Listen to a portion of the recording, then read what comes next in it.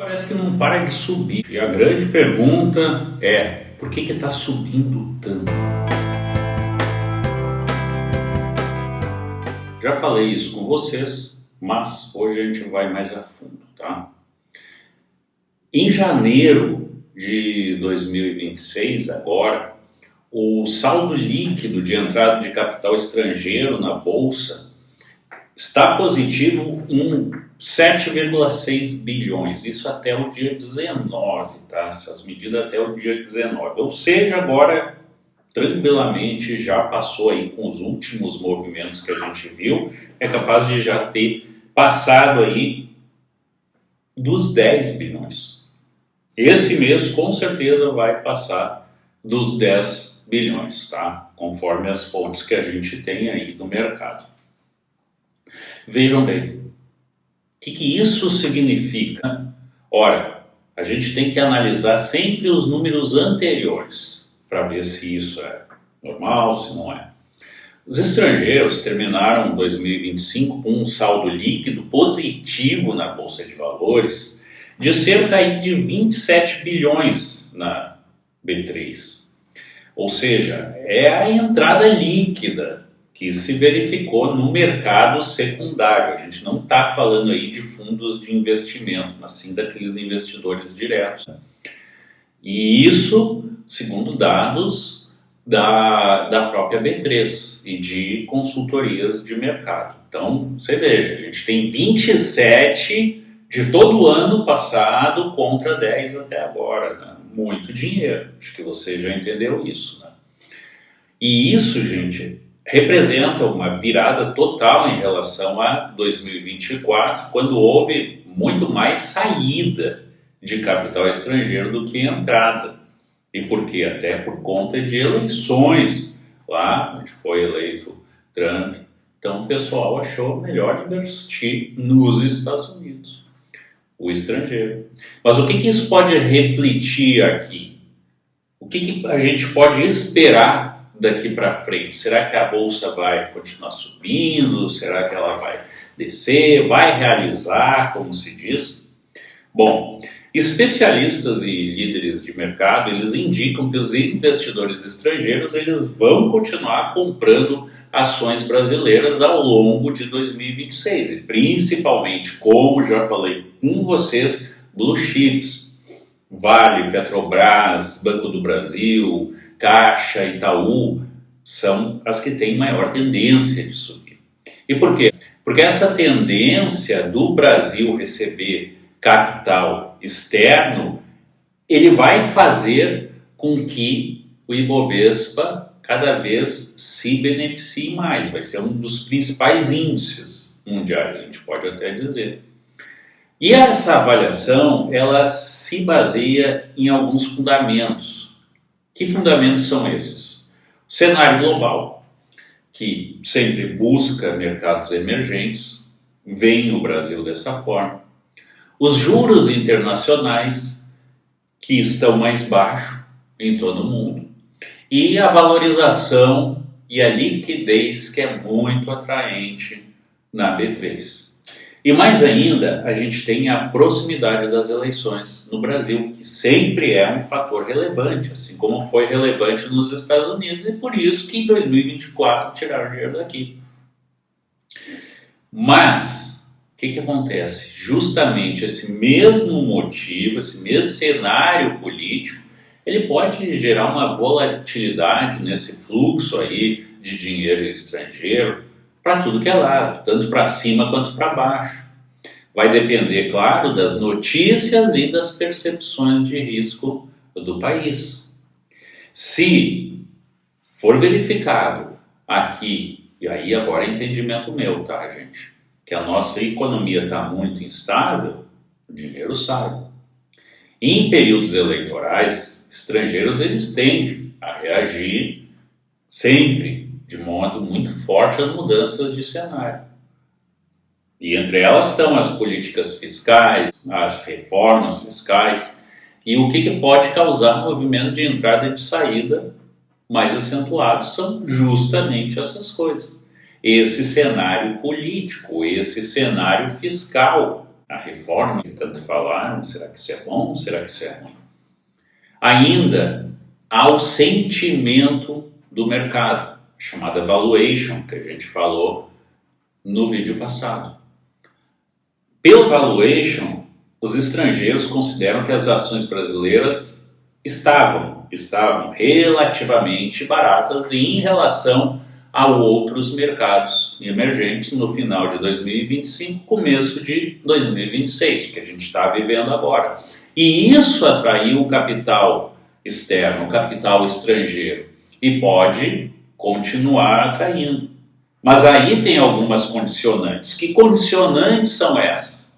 Primeiro, a economia global. Ela tem que ver no Brasil essa tendência, essa facilidade de liquidez.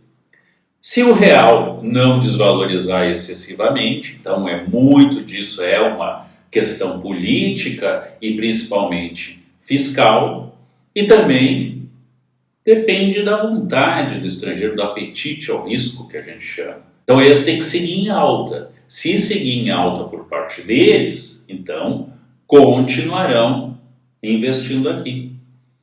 Então, como a gente viu, dependemos de diversos fatores para termos um efeito aqui no Brasil. Por exemplo, corte de juros nos Estados Unidos. Qual é o reflexo que a gente tem disso? Mais entrada em mercados emergentes.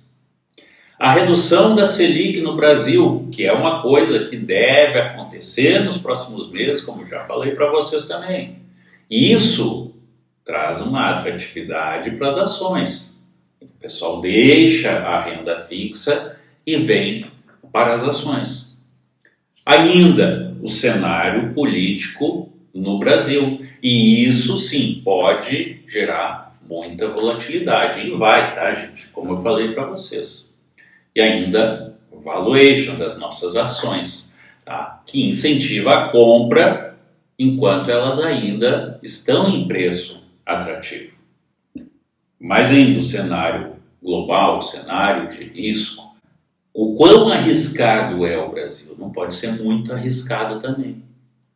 Então, gente, como expectativa geral, se tem a continuidade da entrada de capital estrangeiro e na Bovespa, na B3 ainda subindo, tá? Ajudando a impulsionar o índice Bovespa e o mercado de ações como um todo em 2026. A pergunta é até quando? Tá? Então, os mesmos fatores são os riscos, que é o cenário político local, as decisões de juros quanto à Selic e juros no euro, também nos Estados Unidos. Então, nesses dois pontos vai afetar. E ainda a gente tem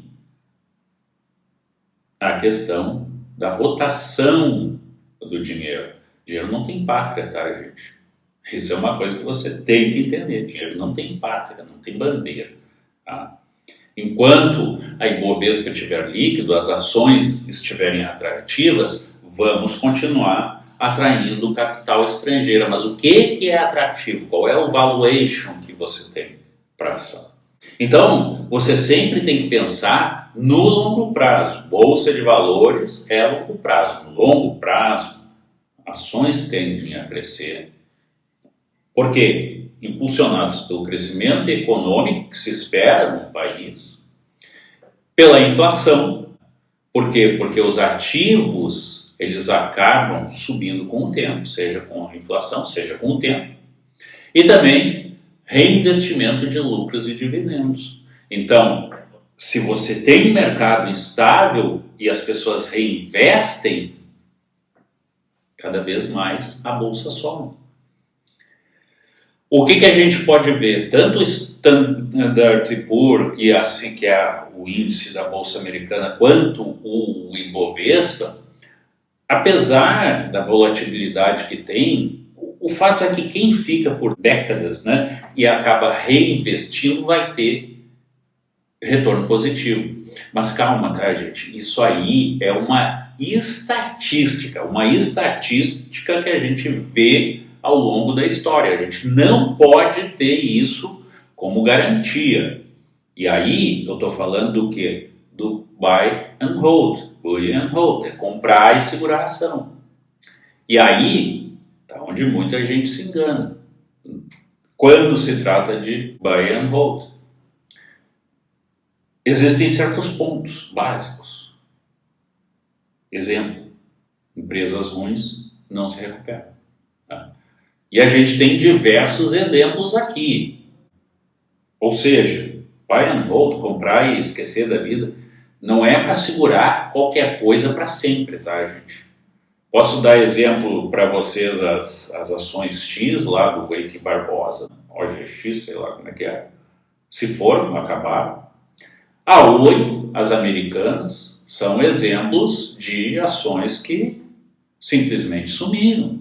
E aí? E aí a grande pergunta que fica sempre é, ok, tudo isso eu entendi, mas quando é que o mercado vai realizar?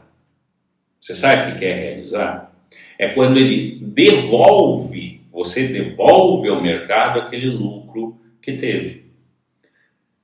E vejam que dicotomia.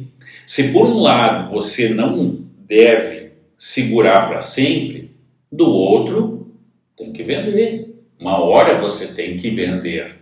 E qual o melhor lugar para vender? No topo. Mas onde é o topo? Onde é o topo? Essa é a grande questão. Será que a Vale não está esticada? Será que Banco do Brasil não está subvalorizado? Assim como a BB Seguradora? Será que Petrobras não está muito desvalorizada? Até onde ela vai? Até 40? Até 50? E a Vale até onde vai? Alguns dizem até 100, outros 120. Tem louco aí dizendo 300. Então, você tem que ter o seu número. Eu tenho o meu número. Eu sei até onde eu acho o meu valuation, até onde eu acho que pode ir e onde vai realizar. Eu tenho que a primeira parada da Vale é 90. É 90. E depois ela pode realizar forte, sim. Ela pode voltar aos 65 ou voltar aos 72. O fato é que uma hora ela vai voltar para 80. Não sei quem é que sabe. Se eu soubesse, eu estava milionário. Se você soubesse, você estava milionário. Mas a verdade é que ninguém sabe, gente. Essa é a grande verdade. E por não saber, é que você sempre tem que investir em boas ações. E aí, a partir disso, você vai trabalhar com ganho real ou com taxa. Você sabia que você pode ganhar com taxa? Única e exclusivamente com taxa. Você pode ganhar taxas com os chamados dividendos sintéticos. Eu quero ainda falar sobre isso com vocês, tá, gente? Mas só que isso de dividendos sintéticos, que se faz com ações, que se faz com opções cobertas, já falei basicamente assim, muito por cima isso aqui no canal com vocês, isso a gente vai ter que deixar mais para adiante ainda. Eu estou agora em fase de testes, eu posso falar isso tranquilamente para vocês, estou em fase de testes e essa minha fase de testes vai acabar em dezembro. Então, em janeiro do ano que vem, eu tenho plenas condições de dizer para vocês o que funciona, o que não funciona, se funciona mesmo ou se não funciona.